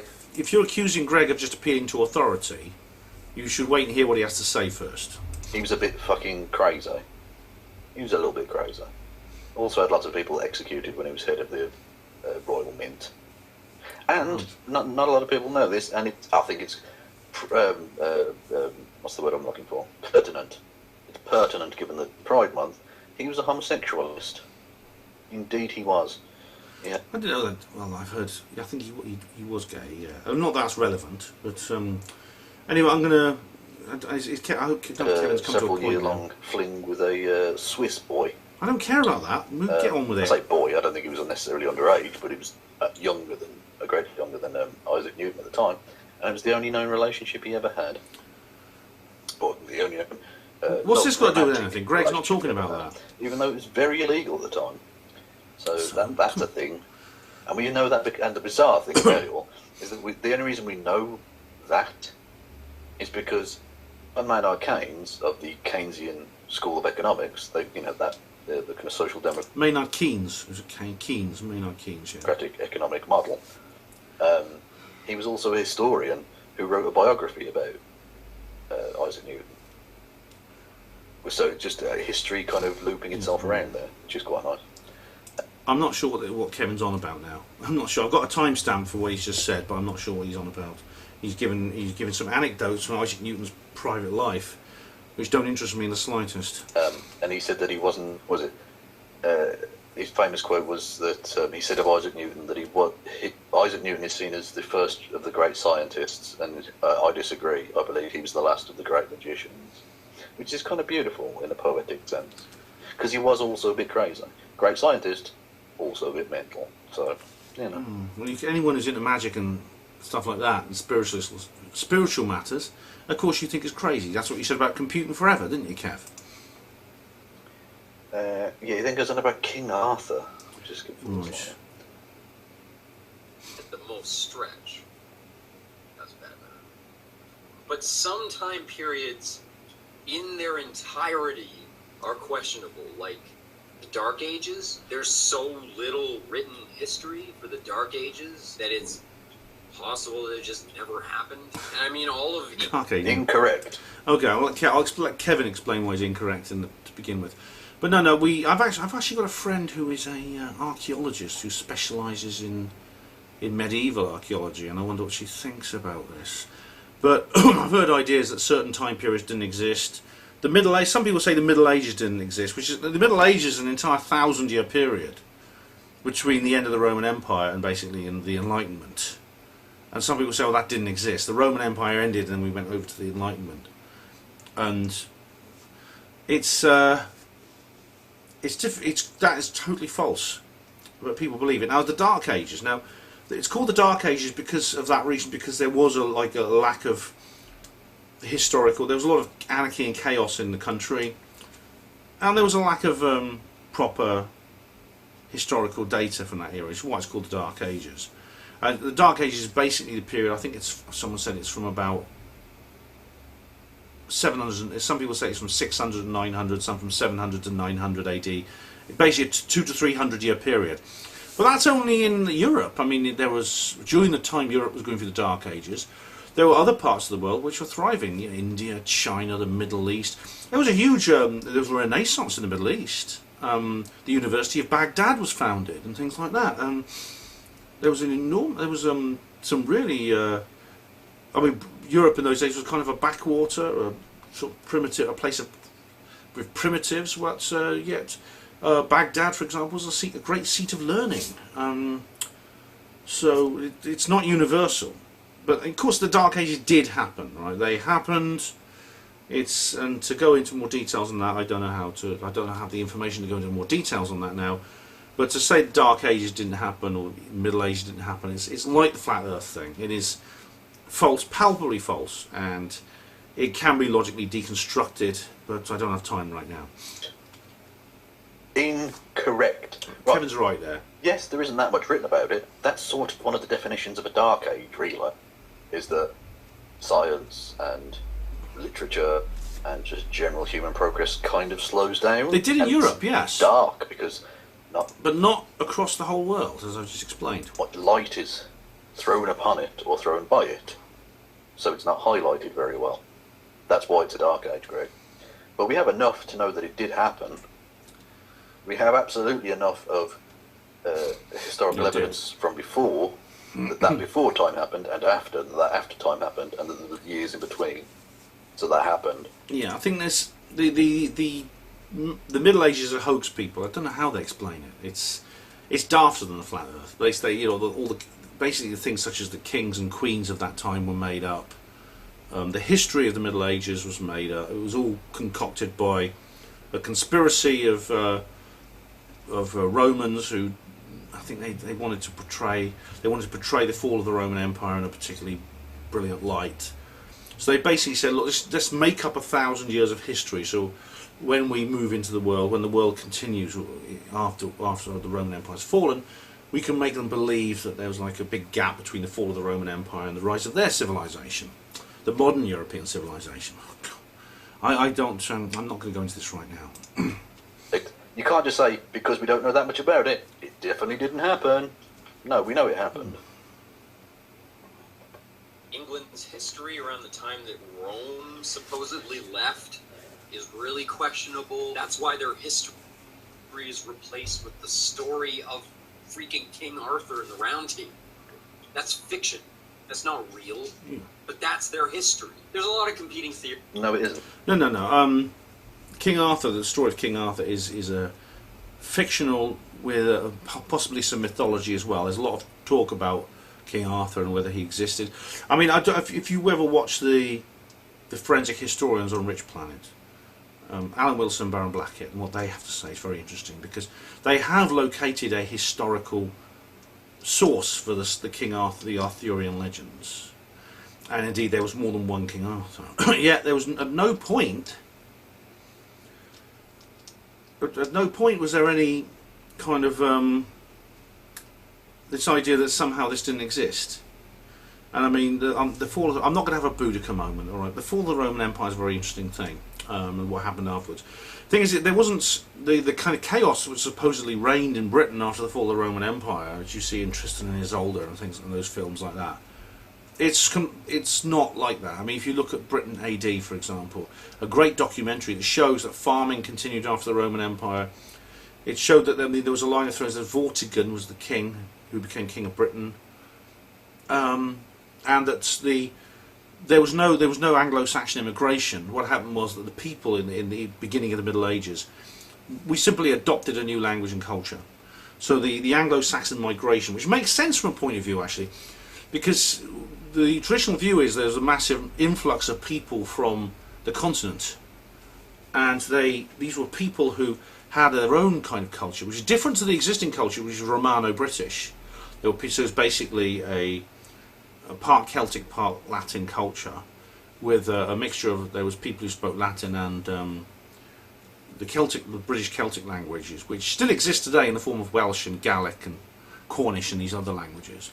And there was basically invasion from the east in the form of Anglo-Saxons who had brought this this new Germanic language, which became English, and their own culture and their own dress style and things like that.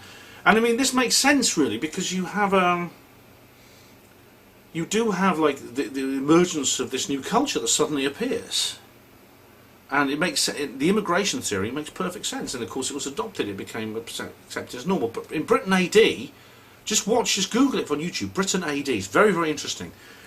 They not only they discovered some really, really strange things, because the theory was formulated, of course, before it was possible to test the DNA in graves.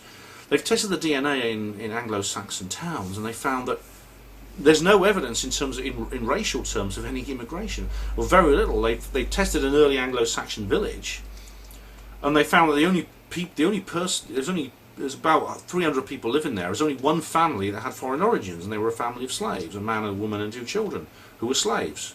They were obviously like they'd been bought from slave traders and brought into the country.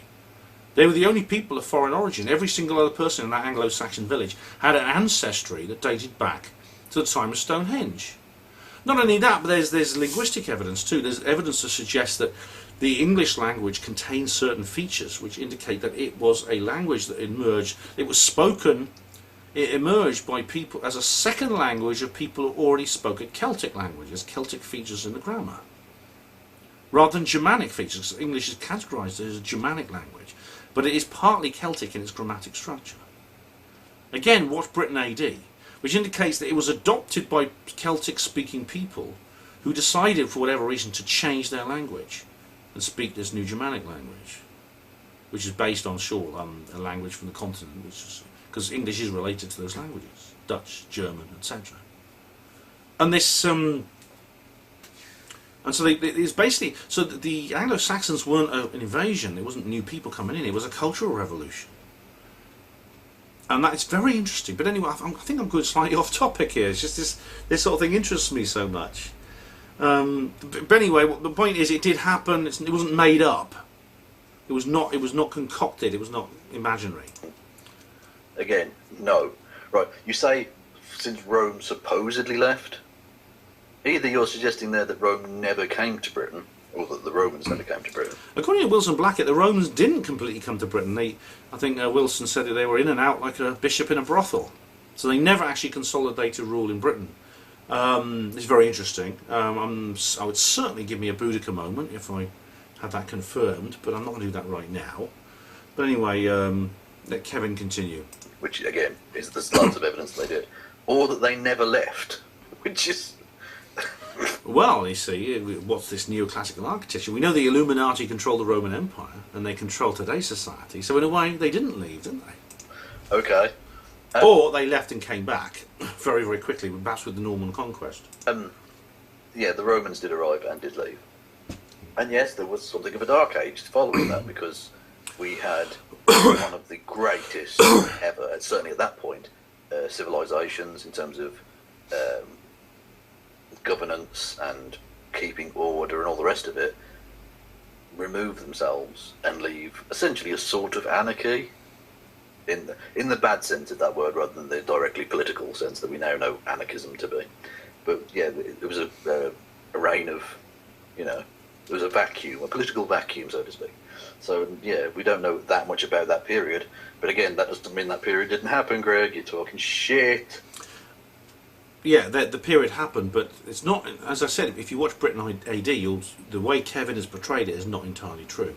The withdrawal of the Roman Empire did not result in complete anarchy. It did result in a political upheaval, but it was, it was more like a no-deal Brexit, really, which of course is not going to be as awful as people claim it's going to be. It's rather like that.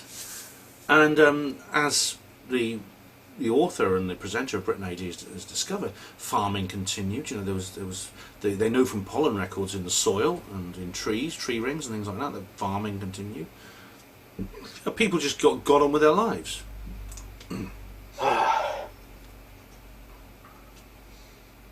Theories to how this time was changed, but the most commonly used argument was that Pope Sylvester II and Emperor Ottoman III, glad I remembered that, they teamed up and basically added years to history. The Pope, Sylvester and Emperor Otto added years to history. how do you add years to history? I mean, again, I don't know enough about this subject to be sure, but again, the idea of just adding periods to history is, you can fake things in history, of course. I mean, I've made many videos about the lies of history, many. Of course, that's one of the primary things I do. I've discussed it in this video, but the idea of adding years to history is, especially in like contemporary times, is tricky. I mean, I don't see how you do it. I mean, next year's it's 2019, next year's 2020. Could anyone sort of say, actually, next year's 2035 or something? Wouldn't a few people say, hang on a minute, I want a new diary, and this one says 2035. Do you have any 2020 diaries on sale? Sorry, sir, I'm afraid those years have been eliminated.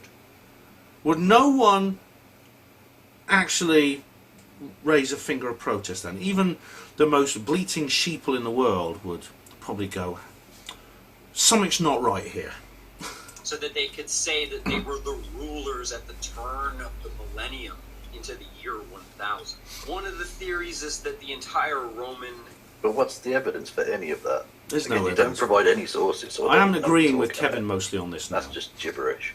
Empire is a lie, and that it's a giant cover-up to explain missing Tartaria history, missing history for other empires and nations and kingdoms that are gone now. But that's a hard pill to swallow, because there is so... Yeah, it's sticking in my throat, Greg, it is. I'm not looking at it in detail, but it's common sense and would lead me to believe it's incredulous. much written history and archaeological evidence that Rome existed. So, sorry that I can't really buy into that one, guys. What I can...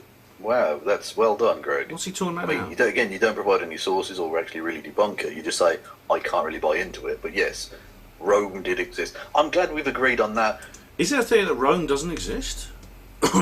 My brother's been there. I've never been to Rome, but my brother's been there. What are they talking about? Are they saying the Roman Empire didn't exist? I mean, there's the Colosseum and there's ruins of the Roman Empire everywhere, even here in Britain. I mean, I've been to the Wall in London. You've seen the video I made there. You've seen the video I made at Hadrian's Wall, and at the one in Nottinghamshire. You know, my walking on the edge of the world. You remember the big Boudica moments I had when I was making those videos at Arbea and Segedunum and places like that. I mean, is there a theory that the Roman Empire never happened and it was all a medieval hoax? Funnily enough, God, did you see Jungle Surfer's comment? Oh, God. Oh, Jungle Surfer's. Oh, dear. I can't stop. I can't help myself liking him, but honestly, man, he's got me down on his shill list now, I think. But he's so funny. He posted a comment on one of my videos. He'll probably comment on this one, actually, saying that the Egyptian pyramids and the Sphinx and the entire Egyptian civilization had been created in the 18th century by the British Empire as a hoax. No, PJ, that's not true. And you can put my name higher up the shill list as a result of me saying that's not true if you wish. And the Earth is round, by the way. Yeah. Really, really complex, controversial bit of history that Rome existed. And by that I don't just mean the city Rome, I mean like the Roman Empire. Yeah, that's, I mean, we're really getting down to brass tacks now, aren't we? Fucking hell, this is dreadful. That is a bit daft, actually. I must What admit. made you think this was a good video to put out, Greg? This is fucking... The video itself is not all like this, Kev, but what Greg has said, certainly in the last third of this video, I must admit, is pretty far out. I don't agree with all your interpretations of it, but I also think that Greg is wrong in a lot of what he says. trash. I believe, though, is that Rome had this technology. So if Greece is in the Middle Ages... Again, if that's a joke, you just brush past it, and it's not funny. I don't know if you heard what he said. He said that Greek and Rome had technology. That's interesting. Let's see where he's going with this, because I'll have something to say in a minute. And you're putting out dangerous... Well, not even dangerous necessarily, but misleading information. You're putting out stuff that's wrong. What do you mean they had this technology? I believe he means, like... He claims in this that he thinks that free technology machines exist. I mean, free energy machines. Or are possible. You didn't cover that in your video, Kev. I'm going to have to go through the Histories of Live video again now. How does... Okay, well, firstly, free energy machines are possible, Kev. If you're talking on a general term. Look at the videos I've made about free energy and UFOs and things like that. Look at those. Yes, it's possible. Also, another thing is the idea of ancient technology in the work, the kind of technology we're talking about. I talked before about how I believe that whoever built the pyramids and had, maybe not the Sphinx, but the pyramids had access to a higher technology than we give the ancient Egyptians credit. Now, that's not so absurd. Now, do you know about the Antikythera mechanism? Let me just get up the details of it.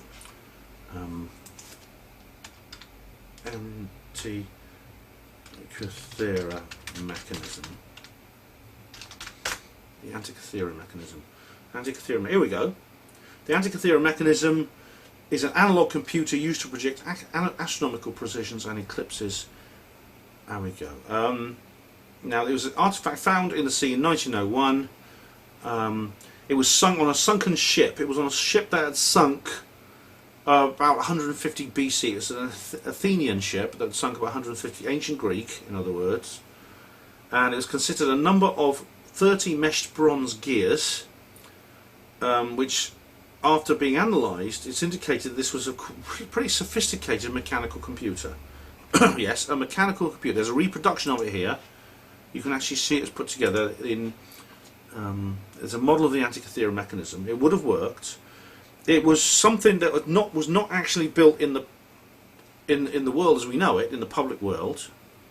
That is, in publicly available technology, until the start of the Industrial Revolution in the 19th century. Yet this was more than 2,000 years older. Which means that there was a piece of secret technology. It was on board this ship. It was being carried on board this ship for some reason. Don't know where to and from. And the ship had sunk with it, and then it was found. This means it was found in the sea near the island of Antikythera, which is near Crete in the I think it's the what sea is it? Let me just find out where it is. We can find out more about it. I'm going down. I've got to get everything right now. I'm in that sort of mood. The sea was called.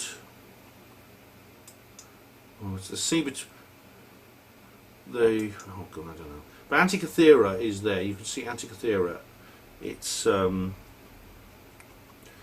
it's between the mainland of Greece and Crete in the Mediterranean Sea. Okay, so that's how you can find it. Now, this means, I mean, the funny thing is I was watching a Stefan Molyneux video the other day, which I do watch from time to time, as you know, and he was saying that the inventions necessary, the science necessary for the Industrial Revolution had been created by the ancient Greeks before the time of Christ. He talks about like 300 BC or something, and indeed this fits with the Antikythera mechanism. The thing is, what Molyneux was saying is they didn't go into industrial society back then because they had a slave economy. There was the abolition of slavery, which, contrary to popular belief, was the work of white Christians, which the SJWs don't like that fact, but it is true. That led to the rising of the price of labour, which led to making machinery, such as the steam engine and things like that, economically viable. The possibility, this was the impetus which drove the invention. It wasn't the invention that created the Industrial Revolution. It was the abolition of slavery, the rise of the price of labour, and economic forces which spurred on the development of these inventions. Molyneux says these inventions were made, the science necessary to make these inventions were invented by the ancient Greeks. If they had then gone and abolished slavery and changed their economy, the economics is actually the foundation, not the science. Change the economic foundation, the science then would have responded to that impetus, and we'd have 21st century technology at the time of Christ. By now, by the 21st century, we'd probably be living on Beetlejuice or something like that, or Sirius B, we're talking to the Dogon gods, the Nommo, or something like that. But obviously, of course, the Illuminati had other plans. But it's pretty clear from the Antikythera mechanism, and there's many others, the Baghdad battery, and there's things like that, and there's the stuff that Michael Tellinger talks about, that there was sophisticated technology in the ancient world. All that Greg, Armored Skeptic, is getting wrong, he's giving bad examples, and Kevin is knocking them over like the straw men that they are. But you see, Kevin is right in a way, but he's wrong when you look at the bigger picture. Carry on. It really fit in. Where's that architecture come from? According to the stories of Plato, some guy told Socrates that his grandfather went to Egypt a long time ago, and a priest told him about an ancient Egyptian empire, and that's how we know about Atlantis. Right, the story I got that was that Solon told Plato, or some versions of the stories, Plato overheard Solon talking about it when he was a child. But it was Solon who went to the ancient Egyptians have records of Atlantis, and that's where it comes from. I don't know what the truth is, but of course there's very good reason to believe there was an antediluvian civilization during the time of the Ice Age in the world. It was a global civilization, possibly with high technology, certainly capable of building stone monuments that endured to the modern world, for reasons I've explained in this video. Yeah, that's bollocks, isn't it? No, it's not I mean, you bollocks. don't say as much, but it is. And then there was just this one last bit I wanted to make. 3420. Where are we? I'll just go to it.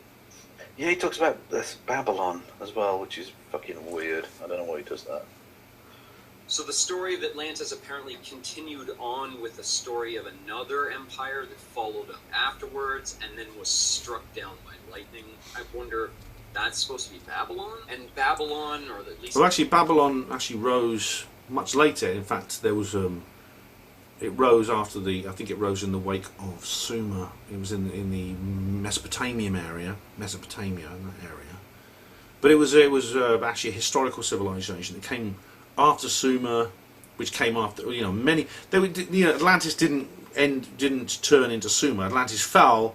There was barbarism, which eventually rose into the classical early civilizations of the ancient world, as what we call the ancient world, which was from around about the 4th to the 3rd into the 2nd millennium BC. That is the end of the 4th millennium, when Sumer and Egypt both rose and the rest is history, as they say. Real history. There's some lies in it, but there's no added years. The Tower of Babel is always depicted as being Greco-Roman. Maybe the Greeks were actually... The Tower of Babel is like it's a story. What happened was it was a king called Nimrod, who actually wanted to build a tower high enough to go to heaven. So he got his people working on it, and I can't remember the rest of the story, but it's got some connection with language and the people speaking different languages. Just using... You get the word Babel. Babel means incomprehensible foreign language. And you also have the Babel fish from Douglas Adams and the Hitchhiker's Guide to the Galaxy. A little fish you stick in your ear, you can understand anything said to you in any language. It's an automatic translator. Or the Babylonians were being described by ancient Greeks. Yeah, that's true. So they used the architectural styles they were used to. You fucking moron. Oh, once again, there's no need to be rude, Kev. I know you'd say the same thing to me, wouldn't you? But I mean, I think Kev's right about that. And interestingly, on that basis, the Hanging Gardens of Babylon are the only of these 7 ancient wonders of the world, or wonders of the ancient world, I should say, which we don't know ever actually existed. They're written down by, was it Ptolemy, I think, who was a Greek historian. And yeah, we're not sure they ever actually existed. There's no evidence for them, other than that. Well, there is evidence for Atlantis, though, Kev. The thing is, I don't think people actually doubt the Hanging Gardens of Babylon. Let's just have a look, because they are listed as one of the 7 wonders of the ancient world. Let's just see if there is actually skepticism about them. Yep, you put it into Wikipedia, immediately Hanging Gardens of Babylon were one of the 7 wonders of the ancient world, listed by Hellenic culture, describing a remarkable feat of engineering. Right, so it's not... It says straight away, it doesn't say, oh, these things are just nuts, it's just a legend like Atlantis. So Hanging Gardens is accepted as fact, even though Kevin admits that there's no actual evidence for it, which is a strange piece of, maybe a double standard there on Kevin's part. Anyway, where is he? Where are we? Which is questionable. Anyways, I know this was a weird video. I didn't really debunk anything. I like to be as skeptical of this. Yeah, you didn't debunk anything, and you like to be skeptical. You weren't remotely skeptical in this. You see, but this is where we come on to the definition of skeptic. Skeptical. Is a skeptic someone who doubts, or is a skeptic someone who believes in a certain worldview? And this, in my own video, which I'll put in as a... Let me just remember. what was it? Here we go. Skeptics 2018. I remember to put that in as a background video, because that's important. Because again, you've got to define skeptical. It's a question of meaning of certain words. This was fucking garbage. I mean, you should be absolutely ashamed. No, not all of it was, though, Kev. Especially in the beginning, it was not garbage. You put this out into the world, Greg. This is you fucking disagree with it. As concerns about privacy and confidentiality increase. Shut up, advert man. Dickhead. Yeah, this was an embarrassment, Greg. You've made a fucking fool of yourself. Well, you chose to make you chose to make a video about it, Kev. If it's such an embarrassment, why make a video? If you hadn't made a video of this, I wouldn't have made a video in reply to you. Like I say, either he's taking the piss, in which case, fail. Utter fail. Or... I don't think he is, actually. He's telling the truth, in which case, still fail, still massive fail, and fuck you. No, it's not a... It's possible he's telling the truth and he means it, in which case, calling someone a fail and saying fuck you is not an argument. I've just deconstructed many of your points logically. And also, I mean, you're right about some of the things you say, Kev. Some of your criticisms of Greg are valid. But, he has brought up other issues I think are real. Not remotely a skeptic. Again, I mean, maybe it's a good thing, define skeptic. Again, we come back to the definition of skeptic. Is it someone who doubts and questions, which is what the skeptic claim it is, or is it someone who believes in a certain worldview? Because in my Skeptics 2018 video, which I'll post a link to, I reckon it's actually the latter. I think people who are skeptics are actually true believers in a certain thing. And I'll go into detail in that video. It's a long video, over 4 hours. I might post the shorter version, actually. I did it Truth Seekers Northeast. It might be a bit easier. But it's certainly more digestible. But it counts, I think. I'll just put here TSNE. Hang on. Or TSNE. I'm making notes as I go along. Because, again, what's the definition of a skeptic? Ridiculous. It's not ridiculous. Anyway. So, yeah. I'll leave it there by just saying, Greg, this is embarrassing. You know, the idea that you can call yourself skeptic is... You said that, Kev. Ridiculous. Fucking ridiculous. I'll be interested to hear what your views in the chat are, guys and gals and non-binary. Well, I have a view which I posted as a reply video to you, Kev. Hey folk. Yeah, it's this was amazing. The thing is now, I'm not sure, even if he came out and said, oh, it was just a joke, guys, honest, I'm not sure I could believe that now, because it seems like a Schrodinger's douchebag situation where he's now gotten called on it by, not just me, like various people. What if he's serious? He thinks he may make a fake confession because of the aggravation he's got, but what if he's serious, Kev? People whose work he might actually watch or whatever. I mean, he might watch this, who knows, but people who he's more likely to watch, and then goes, oh no, I was acting, guys, it's a joke. Yeah, we'll wait and see, I suppose. Yeah. Dreadful. Leave your comments and your likes and all that jazz in the... I'm glad you got that one over. Because that's where comments go. Hence the name. Don't forget to rate, comment, subscribe, hit the notification button. Okay, that's it. That's the end of that video now. Hopefully this is the last reply video I'll have to make to Kevin Logan for a while, because I don't really enjoy doing replies to him as much as I do to some of the other people I've made reply videos to. Because he's someone, I mean, like I said, because I think it's partly his manner and it's partly his obtuseness. But anyway, that's covered now. I think we've addressed an awful lot of points. Kevin's right about some things there, and I don't think he's unintelligent as such, even though I called him thick at one point. But he's very, very blinkered. And you saw that thing when he did this thing with Christy Winters about computing forever, about how very, very he had these really great big white Dawkinsian flaps over the side of his eyes, just like they really, really did.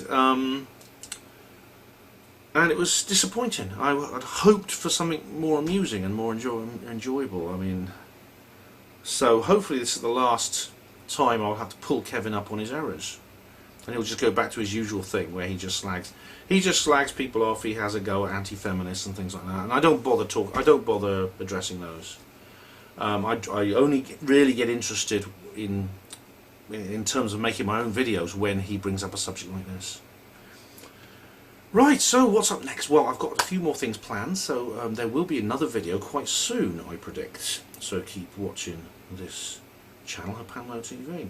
But in the meantime, thanks for watching this particular video on Hapanlo TV. Much appreciated, and I'll talk to you again soon. Hospital Porters, pride and dignity. Stop the New World Order.